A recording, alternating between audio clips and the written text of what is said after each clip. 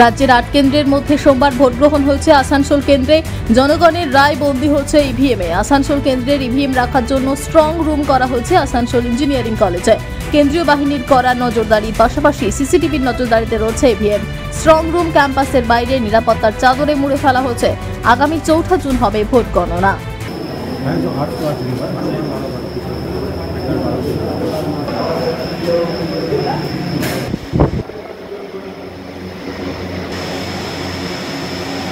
আসানসোল থেকে নিজস্ব প্রতিনিধির রিপোর্ট, টিভি নিউজ 10।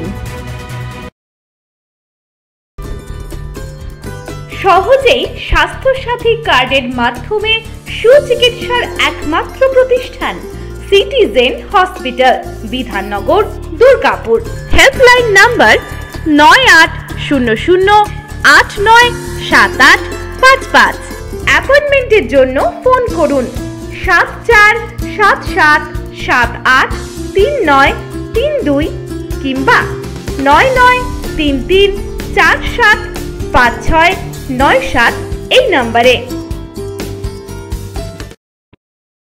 সবার আগে খবরের আপডেট পাওয়ার জন্য সাবস্ক্রাইব করুন আমাদের ইউটিউব চ্যানেল এবং ক্লিক করুন বেল নোটিফিকেশন আইকনে।